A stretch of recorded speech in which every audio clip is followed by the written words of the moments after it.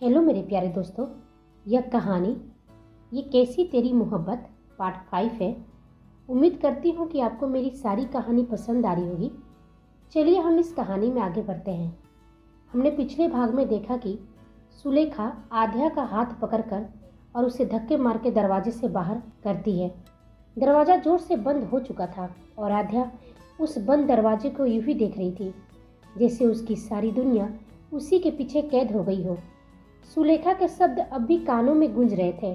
पहले मुझे अपनी पूरी सैलरी ला के दो, उसके बाद ही तुझे इस घर में एंट्री मिलेगी। भीतर की तोड़ मोड़ को समेटते हुए वह जैसे ही कदम बढ़ाती है, सामने मोहित खड़ा मिलता है। उसकी आंखों में एक शैतानी चमक और होठों पर एक घिनौनी मुस्कान थी। वह बोला, अगर चाहती हो कि मैं माँ को मना लूँ तो तुम्हें मेरी बात माननी होगी। वो धीमे पर सधे हुए स्वर में कहता है, मैं सब संभाल लूँगा, लेकिन तुम्हें मेरा ख्याल रखना होगा, समझी? पूरा ख्याल। आध्या के पांव जैसे जमीन में गिर गए। आंखों में नफरत, आंसू और घृणा से उसे देखने लगी। थोड़ी तो शर्म करो मोहित, वह बोली। तुम रिश्ते में मेरे भाई लगते हो।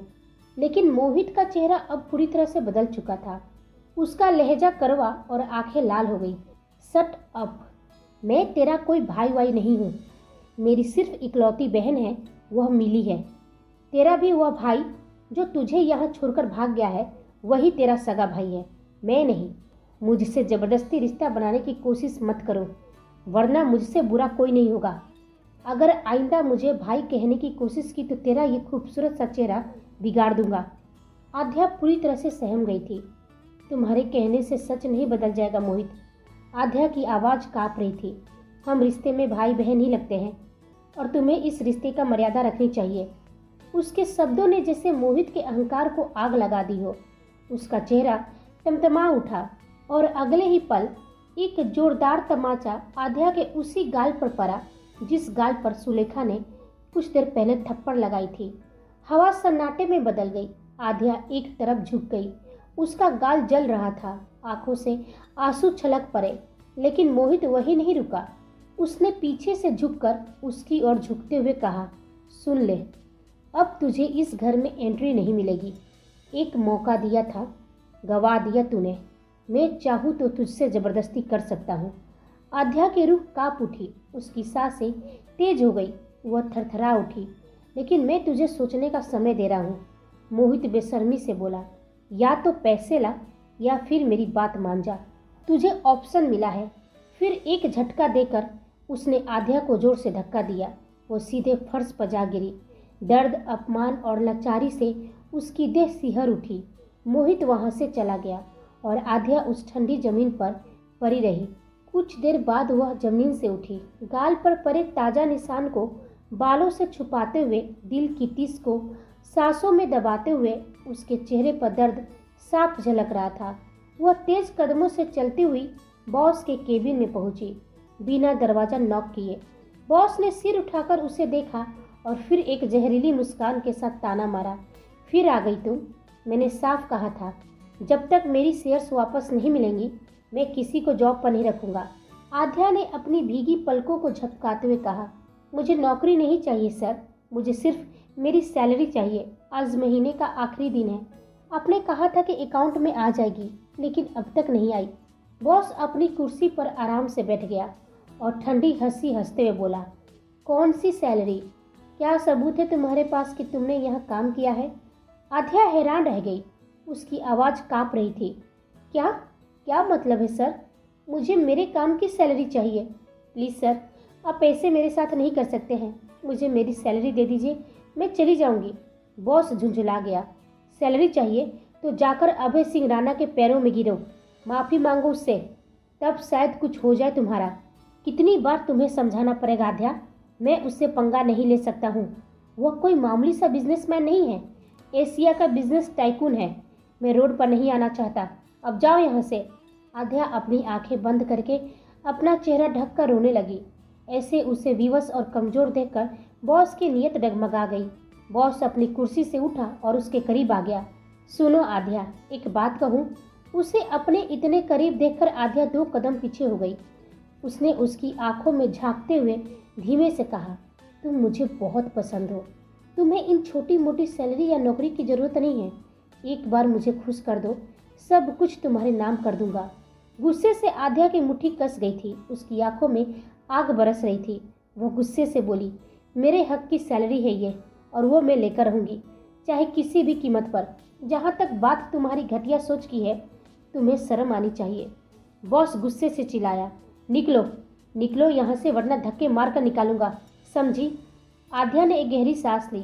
उसकी पलकों पर आंसू थरथरा रहे थे, लेकिन उसके कदमों में अब भी गरिमा थी।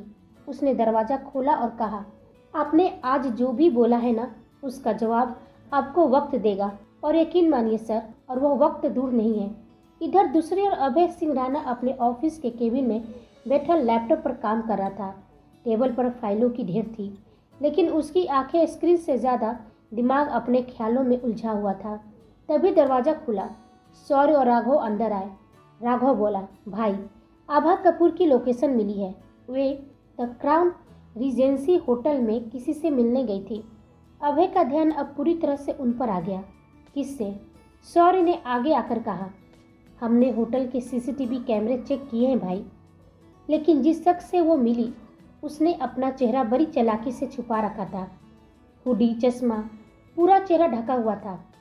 पहचानना नामुमकिन है। अभय धीरे धीरे अपने केबिन से लगी बड़ी सी कांच की खिड़की के पास गया। एक हाथ उसका पैंट की जेब में और दूसरे में जलती हुई सिगरेट थी। बाहर की तरफ देख रहा था। चेहरा शांत था, लेकिन आंखें गंभीर। कुछ पल खामोशी रही, फिर उसने कहा, मुझे मालूम है वो किस लिए मिलने गई थी। शौर्य और राघव ने चौंक कर उसे देखा। किससे भाई? राघव ने पूछा। अभय ने उनकी जिज्ञासा को शांत करते हुए कहा, अपने पति राकेश कपूर के लिए। वह चुनाव में खड़ा होने वाला है, उसे अपनी कैंपेन के लिए फंड चाहिए।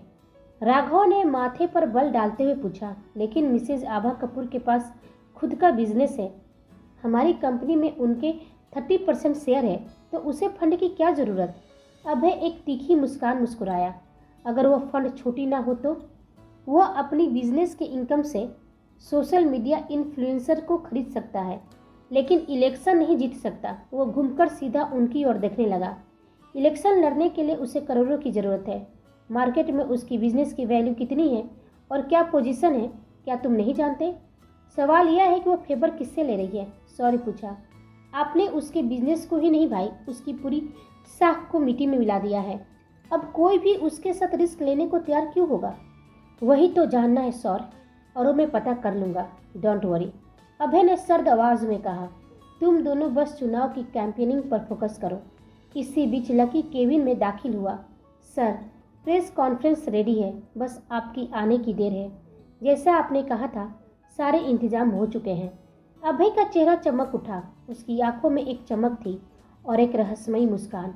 उसने अपने भाइयों को देखा और कहा, लेट्स बिगिन द गेम। बाहर आसमान का रंग बदल रहा था। मौसम ने भी करवट ली थी। मुंबई की बारिश धीरे धीरे दस्तक दे रही थी, जैसे ये इशारा हो कि आध्या और अभय की जिंदगी में कुछ नया शुरू होने वाला है। अभय अपनी काली कार में बैठ और प्रेस कॉन्फ्रेंस के लिए निकल पड़ा। यह प्रेस कॉन्फ्रेंस अभय के खुद के होटल 7 स्टार में रखी गई थी, जहां आज कई राजनीतिक पार्टियों का गेट टुगेदर भी चल रहा था। राकेश कपूर भी अपनी पार्टी की ओर से वहां मौजूद था। ओमकार जी, अनुराग जी, संजय जी, सभी बड़े चेहरे वहां पहुंच चुके थे, लेकिन किसी को यह अंदाजा नहीं था कि अभय ने इसी जगह पर अपनी प्रेस कॉन्फ्रेंस रखी है। वहीं दूसरी ओर आध्या थकी हुई, टूटी हुई और भीगी हुई हालत में अभय सिंह राणा के ऑफिस के सामने खड़ी थी। उसके बालों से पानी टपक रहा था। चेहरे पर थकान के साथ आंसुओं की लकीर अब भी साफ थी। वह हल्की हल्की बारिश में भीग चुकी थी, लेकिन उसकी भीगी हालत से ज़्यादा भरी हुई तो उसकी लाल सी सूजी आंखें थी। जैसे वो गेट की ओर बढ़ी, ऑफिस के सुरक्षा गार्ड ने उसे रोक लिया। रुकिए मैडम, कहाँ जा रही हैं? किससे मिलना है? आध्या ने कांपती आवाज़ में जवाब दिया, मुझे मिस्टर अभय सिंह राणा से मिलना है। प्लीज़ मुझे अंदर जाने दीजिए। गार्ड ने उसे संदेह की नज़रों से ऊपर से नीचे तक देखा। उसके गीले कपड़े अब शरीर से चिपके हुए थे। उन गार्ड्स की आंखों में शैतानी चमक उभर आई थी। वो घूरकर आध्या को देखते हैं, जिससे वो थोड़ी असहज हो गई। आपके पास अपॉइंटमेंट है? एक ने पूछा। नहीं, लेकिन प्लीज़ बस एक बार मिलना है, गार्ड ने तीखे स्वर में कहा। यहाँ ऐसे ही कोई भी मुंह उठाकर अंदर नहीं जा सकता। पहले अपॉइंटमेंट लेकर आओ। तुम जैसी हजारों लड़कियां हमारे बॉस के इर्द गिर्द घूमती रहती है, उन्हें फंसाने की कोशिश करती है, लेकिन हमारे बॉस बहुत सख्त हैं, इसलिए वो तुम्हारे झांसे में नहीं आएंगे।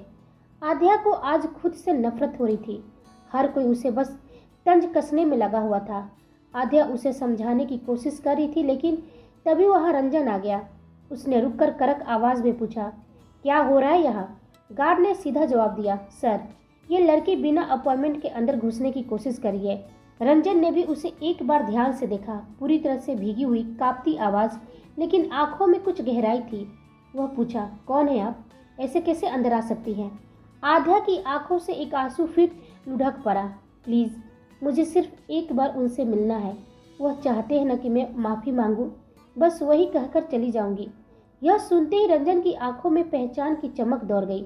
वह कुछ पल उसे टकटकी लगाए देखता रहा, फिर आश्चर्य से कहा, आप वही हैं मिस आध्या जी?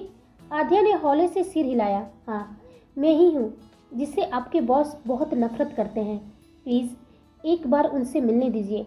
रंजन की आंखों में अब सख्ती नहीं, एक हल्की सी चिंता और जिज्ञासा थी। उसने तुरंत इशारा किया, आइए मेरे साथ। इधर होटल 7 स्टार के आलीशान एंट्रेंस पर हलचल मच चुकी थी। काली कांच की लग्जरी गाड़ियों का एक काफिला धीरे धीरे होटल के दरवाजे की ओर बढ़ा। हर किसी की नज़र अब उसी ओर थी। अभय सिंह राणा आ रहा था।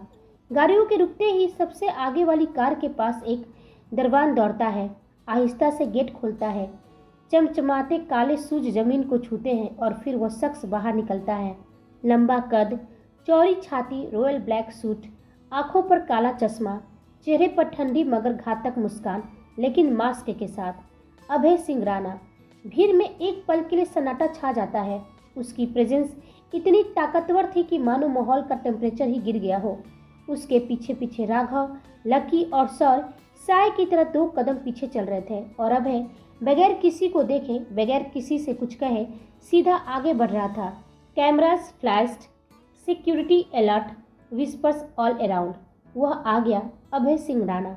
उसे देखकर कई नेता अपनी जगह से खड़े हो गए थे, कुछ सम्मान में और कुछ डर में। वहीं दूसरी ओर राकेश कपूर, जो अपनी पार्टी के नेताओं के साथ खड़ा था, जैसे ही उसकी नज़र अभय पर पड़ी, उसका चेहरा तमतमा उठा। उसने गुस्से में अपनी मुठ्ठियां भींच ली। आ गया ये तमाशा करने, उसने मन ही मन बुदबुदाया। लेकिन अभय की चाल में वही ठहराव था। ना उसे किसी की मौजूदगी का असर था, ना किसी की घृणा का। आज उसकी आंखों में सिर्फ एक ही बात थी, अब खेल मेरा है और नियम भी। हॉल के सेंटर में खड़े ओमकार जी जैसे ही अभय को होटल में प्रवेश करते हुए देखते हैं, उनकी आंखों में राहत की एक चमक दौड़ जाती है। पास ही खड़े अनुराग जी और संजय जी भी अभय को देखकर मुस्कुरा उठते हैं। ओमकार जी की नज़र अभय और राकेश दोनों पर बराबर थी। वह जानते थे कि यदि दोनों आमने सामने आए तो यहाँ का माहौल खराब हो जाएगा और मीडिया वालों को एक नई मसाला मिल जाएगी। यही सोचते हुए आगे बढ़ते हैं और सीधे अभय के पास जाते हैं। आओ अभय, कुछ खास लोगों से मिलवाना है जो बस तुम्हारा ही इंतजार कर रहे हैं। अभय हल्के से मुस्कुराता है, एक सातिर मुस्कान जो उसके मास्क के पीछे छुपी हुई थी। वह ठहरकर ओमकार जी की ओर देखता है और कहता है, मिलूंगा दादाजी, जिससे आप कहेंगे उससे जरूर मिलूंगा, लेकिन थोड़ा वक्त है। पहले जिस काम के लिए आया हूँ वह तो कर लूँ। ओमकार जी कुछ पल अभय की आंखों में झांकते हैं, जैसे उसके इरादे को भांपने की कोशिश कर रहे हो। तभी अनुराग जी गंभीर आवाज़ में पूछते हैं, क्या करना चाहते हो अभय? प्रेस कॉन्फ्रेंस शुरू किया जाए, अभय थोड़ी भारी आवाज़ में कहता है, जिससे पूरा हॉल एक पल के लिए चौंक जाता है। पार्टी के बीच में प्रेस कॉन्फ्रेंस? ओमकार जी अपनी पीठ सीधी करते हैं और धीरे से दांत भींचते हुए पूछते हैं, क्या तमाशा करना चाहते हो अभय? तुम जानते हो ना यह पार्टी इलेक्शन स्ट्रैटेजी के लिए रखी गई है। अभय मुस्कुराता है, एक ऐसी मुस्कान जिसमें सत्ता का गुरूर और चालाकी दोनों छिपे हो। डोंट वरी दादाजी, बेचारी मीडिया को भी कुछ मसाला तो मिलना चाहिए ना, और ये हमारा फर्ज बनता है उन्हें मसाला देना। पूरा माहौल एकदम बदल जाता है। पार्टी हॉल में आपस में ही खुसुर फुसुर शुरू हो जाती है। राजनीतिक चेहरे अब चिंता में थी और कैमरे अब हर वक्त रिकॉर्ड करने को रेडी थी। दूसरी ओर राकेश कपूर की आंखें आग उगलने लगती है। उसका चेहरा लाल हो गया था। वह मन ही मन बड़बड़ाता है, यह अभय आखिर यह करना क्या चाहता है? कुछ न कुछ बड़ा खेल खेल रहा है ये। इधर ऑफिस की लिफ्ट सीधे सबसे टॉप फ्लोर पर रुकती है। रंजन तेज कदमों से आध्या को लेकर चलता है और वीआईपी वेटिंग रूम का दरवाजा खुलता है। कमरे में नरम सोफा, ग्लास वॉल्स और एक सन्नाटा था जो भीतर की बेचैनी को और गहरा बना रहा था। आप यहीं बैठिए।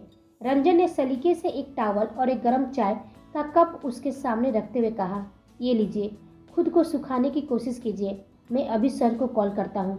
आध्या चुपचाप बैठ गई। उसके कपड़े अभी भीगे थे, शरीर के साथ चिपके हुए थे। उसकी लाल रूती आंखें सब कुछ बयान कर रही थी। रंजन बार बार अभय को कॉल कर रहा था, लेकिन मोबाइल साइलेंट पर थी। अभय प्रेस कॉन्फ्रेंस में व्यस्त था। कुछ देर बाद आध्या टूटे लहजे में पूछी, कहाँ है आपके बॉस? प्लीज उनसे कहिए मैं सॉरी बोलने के लिए रेडी हूँ। बोलते समय आध्या की आंखें नम थी और जुबान लड़खड़ा रहे थे। मेरी सैलरी तक नहीं मिली। आपके बॉस ने मेरी सैलरी बंद करवा दी, सिर्फ इसलिए कि मैंने उन्हें सॉरी नहीं कहा। मुझे नहीं पता मेरी गलती क्या है, मैं उन्हें जानती भी नहीं हूँ। उसकी आवाज़ भर्रा गई थी। लेकिन कोई बात नहीं सर, मैं बिना गलती के भी माफ़ी मांग लूँगी। बस उनसे कहिए वह मेरी सैलरी रिलीज करा दें। मैं बिना सैलरी के घर नहीं जा सकती। आध्या की मासूम सी बातों ने कमरे का सन्नाटा तोड़ दिया।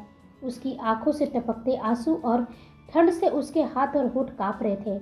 यह सब देखकर रंजन का दिल पिघल गया। वह कुछ पल रुककर फिर बोली, इतनी बड़ी बिल्डिंग के मालिक और पूरे एशिया के सबसे बड़े बिजनेस टाइकून है आपके बॉस। मुझ जैसी 20,000 सैलरी पाने वाली लड़की से क्या दुश्मनी हो सकती है? रंजन ने कहा, प्लीज़ पहले आप शांत हो जाइए, आप बैठिए, मैं फिर से बॉस को कॉल करता हूँ। रंजन फिर से अभय को कॉल करने लगता है और बाहर बारिश अब तेज हो गई थी। होटल के आलीशान बॉलरूम में मीडिया, कैमरे और लाइट्स ऑन होती है, माइक ऑन होता है और अब मंच पर अकेले खड़ा होता है अभय सिंह राणा। वह अपनी रौबदार आवाज़ में बोला, 3 महीने पहले मेरी एक ड्रीम प्रोजेक्ट के तहत सिर्फ इंडिया ही नहीं पूरे एशिया में लॉन्च किया गया था हमारा नया प्रोडक्ट। स्टार्टिंग में उसे ज़बरदस्त रिस्पांस मिला, रेटिंग, रिव्यूज़ सब कुछ शानदार था। लेकिन फिर अचानक मुझे अपनी कंपनी का सबसे महंगा प्रोडक्ट मार्केट से हटाना पड़ा। हर रिपोर्टर, हर कैमरा उसकी ओर झुका हुआ था। और आप सब जानते हैं क्यों? क्योंकि उस प्रोडक्ट में एक खास कमी निकाली गई थी। इसलिए आज लाइव मेरी प्रोडक्शन टीम उस प्रोडक्ट की सैंपल दिखाएगी और साथ में वो शख्स भी यही है जिसने मेरे प्रोडक्ट्स में कमी निकाली थी। अभय एक इशारा करता है। लक्की तुरंत स्टेज की ओर आता है और उसके साथ वही लड़का था। उसके पीछे अभय की प्रोडक्शन टीम एक ट्रे में सैंपल प्रोडक्ट लेकर आती है। अभय ने कहा, यह वही सैंपल है और यह वही लड़का है जिसने इस खामी की ओर सबसे पहले ध्यान दिलाया था। आज मैं चाहता हूं कि आप सब इसे खुद देखें। दूसरी ओर राकेश कपूर के चेहरे का रंग उड़ चुका था। उसकी आंखें फटी रह जाती है। वह उस लड़के को पहचानता है और जानता था कि अगर इसने उसका नाम लिया तो उसका सारा राजनीतिक खेल खत्म हो जाएगा। वह चाहकर भी कुछ नहीं कर सकता था। अभय की नजरें अब राकेश कपूर पर ही ठहर गई थी। उसकी मुस्कान और गहरी हो गई। अभय की प्रोडक्शन टीम सैंपल रिप्रेजेंट करने लगी और मीडिया उस लड़के से सवाल करने लगी। पार्टी हॉल मंच के सामने प्रोडक्शन टीम ने जैसे ही नया सैंपल सामने रखा, मीडिया की हलचल तेज हो गई। कैमरा चमकने लगे, माइक आगे बढ़ाए जाने लगे। एक रिपोर्टर ने उस लड़के से तीखे स्वर में सवाल किया, बताइए इस सैंपल में क्या कमी है? वही सैंपल जिसकी आपने अपने वीडियो में धज्जियां उड़ा दी थी। अब आप क्या कहेंगे? लड़के का चेहरा सफेद पड़ गया। आंखों में डर और माथे पर पसीने की बूंदें साफ दिखाई दे रही थी। कैमरे जूम कर रहे थे, रिपोर्टर सवाल पर सवाल दाग रहे थे, लेकिन लड़का चुप था, पूरी तरह से चुप। और वो फिर बोला, मैं झूठ बोल रहा था। उसने कांपती आवाज में कहा, जो भी मैंने कहा किया सब झूठ था। मुझे पैसे दिए गए थे इन प्रोडक्ट को बदनाम करने के लिए। एक क्षण के लिए पूरी महफिल सन्नाटे में डूब गई। क्या? किसी ने फुसफुसाते हुए कहा। राकेश का चेहरा पीला पड़ गया था। ना वो वहां से जा पा रहा था, ना वहीं खड़ा हो पा रहा था। उसका गला सूख गया, दिल की धड़कनें तेज हो गई। रिपोर्टर चिल्ला उठे, किसने दिया तुम्हें पैसे? कौन चाहता है मिस्टर अभय सिंह राणा की छवि को नुकसान पहुंचाना? लड़का लड़खड़ाते हुए बोला, वह शख्स इसी पार्टी में मौजूद है। अब तो जैसे पूरे हॉल में भूचाल आ गया। हर कोई एक दूसरे को शक की निगाह से देखने लगा। राकेश का चेहरा जर हो गया था। वह पत्थर बनकर वहीं खड़ा रह गया। कहीं वो खुद तो नहीं, किसी ने पीछे से कहा।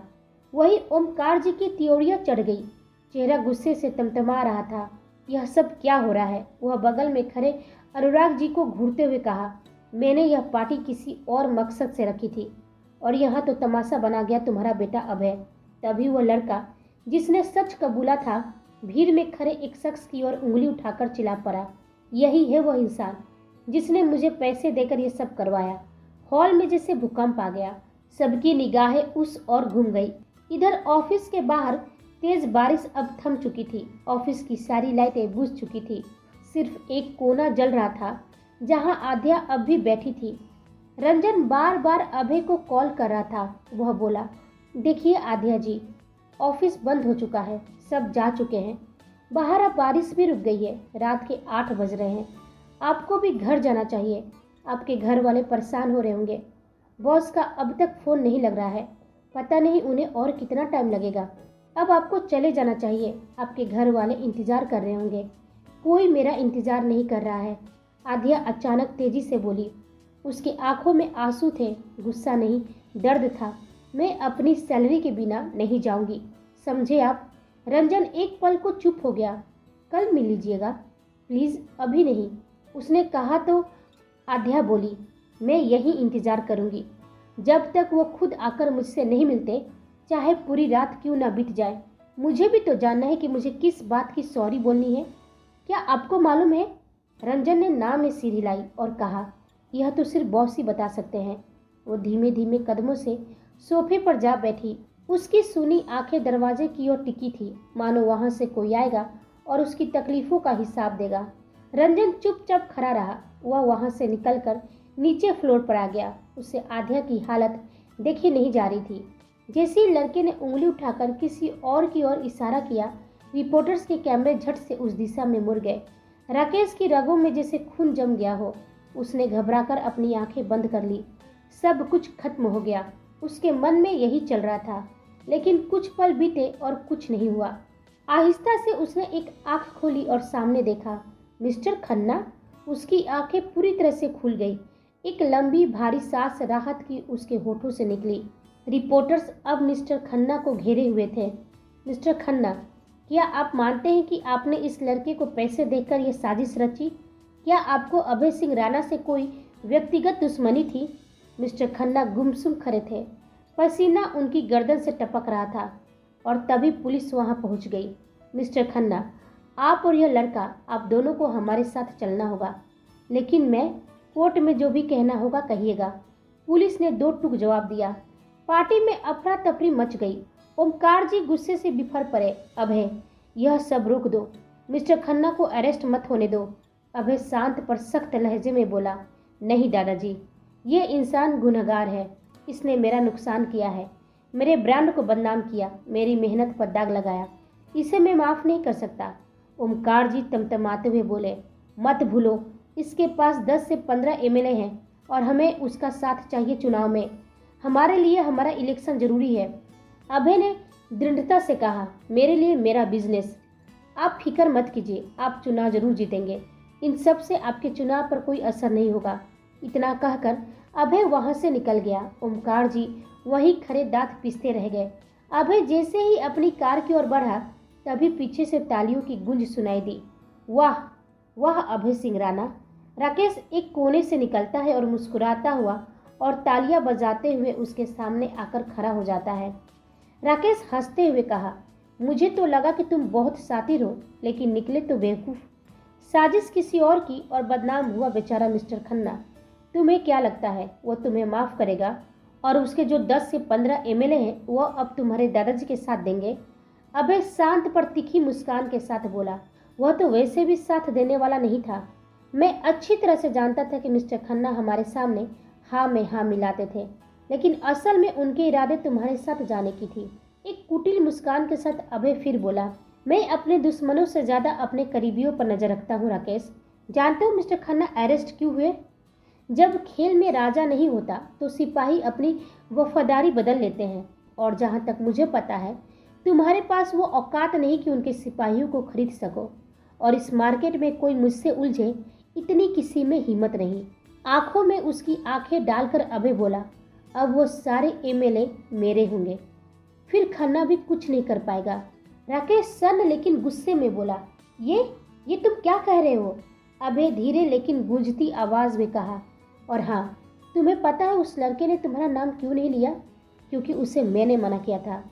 क्योंकि तुम्हारे लिए मैंने एक खास सजा सोच रखी है, ऐसी सजा जो सीधा तेरी रूह को जला दे। राकेश बौखलाते हुए कहा, अभय, खुद को बहुत बड़ा खिलाड़ी समझ रहे हो ना? 10 से 15 एमएलए खरीद लेने से चुनाव नहीं जीता जाता। मैं तेरे बाप को उस कुर्सी पर बैठने नहीं दूंगा। और मैं तुझे आज देखकर हैरान हूँ, कैसे तू वो रात भूल गया, अपने ही परिवार को माफ कर दिया इतनी आसानी से। अभय की मुठ्ठियां कस जाती है, चेहरा सख्त और आंखें सुर्ख हो जाती है। राकेश जहर घोलते हुए कहा, दुश्मनों पर नजर रखते रखते तू अपने ही घर वालों की साजिशें भूल गया। वाह अभय, कितना सेल्फिश है तू। अभय धीरे लेकिन सख्त लहजे में बोला, मैं कुछ नहीं भूला और ना ही किसी को भूलने दूंगा। सब का हिसाब करूंगा, लेकिन सबसे पहले तेरा करूंगा। बहुत ही जल्द तेरा अतीत मेरा भविष्य बनेगा। रेडी रहना राकेश, अगली वार के लिए। Just wait and watch. Abhay कुटिल मुस्कान के साथ अपनी कार की ओर बढ़ता है और काफिला उसके पीछे पीछे होटल से बाहर निकलता है। अभय का सिर सीट से टिका हुआ था, आंखें बंद लेकिन दिमाग शांत नहीं। राकेश की बातें, उसका ताना, कैसे तुमने अपने ही परिवार को माफ कर दिया, हर एक लफ्ज उसके अंदर जहर बनकर उतर रहा था। उसकी आंखों के सामने वह पुरानी रात बार बार घूम रही थी। आग, खून में सनी तस्वीरें, चीखें और एक अजीब सी खामोशी। वो अचानक चौंक कर उठ बैठा, सिर थाम लिया। इनफ, उसने खुद से कहा, मैं अब और नहीं टूट सकता। अभय का सिर भारी हो रहा था। राकेश की बातें अब भी उसके दिमाग में गूंज रही थी, जैसे कोई पुराना दर्द फिर से जाग उठा हो। पिछले कुछ दिनों से उसका शेड्यूल इतना व्यस्त था कि ठीक से नींद भी नहीं ले पाया था। थकान उसके चेहरे पर साफ झलक रही थी, लेकिन उसका मन बेचैन था। ध्यान भटकाने के लिए उसने अपना फोन उठाया। जैसे ही स्क्रीन देखी वह हैरान रह गया। रंजन के कई मिस्ड कॉल्स पड़े थे। उसने तुरंत कॉल बैक किया। दूसरी तरफ से रंजन की उत्साहित आवाज आई, सर वो लड़की आद्या, वो ऑफिस आई हुई है। यह सुनते ही अभय की आंखों की थकान जैसे मिट गई। उसके चेहरे पर एक अनचाही सी चमक आ गई।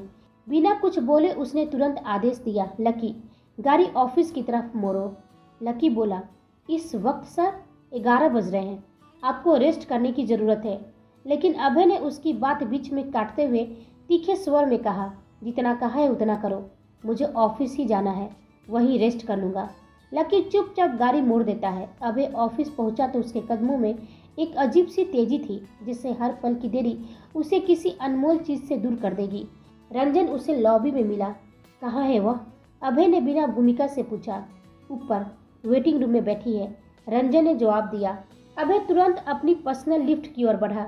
रंजन उसके पीछे चलने लगा तो अभय ने पीछे मुड़ते हुए सख्त लहजे में कहा, अब तुम घर जाओ, यहाँ अब तुम्हारी ज़रूरत नहीं है। रंजन बिना कुछ कहे लौट गया। अभय लिफ्ट में चुपचाप खड़ा था, लेकिन उसके अंदर मानो तूफान चल रहा था। उसने अपनी टाई ढीली की, कोट उतार दिया और आईने में खुद को देखा। ये मुझे क्या हो रहा है? मेरा दिल इतनी तेजी से क्यों धड़क रहा है? मैं नर्वस क्यों हो रहा हूँ उसके सामने जाने में? इतनी घबराहट क्यों? उसने अपने पूरे चेहरे पर हाथ फेरा, गहरी सांस ली, मानो खुद को सुकून देने की कोशिश कर रहा हो। लिफ्ट टॉप फ्लोर पर रुकी। उसके तेज कदम अब धीमे हो चुके थे, जैसे हर कदम के साथ दिल की धड़कन और बढ़ रही थी। जैसे ही वो वेटिंग रूम में दाखिल हुआ, उसकी नज़र सामने पड़ी और उसके होठों पर एक मीठी मुस्कान तैर गई।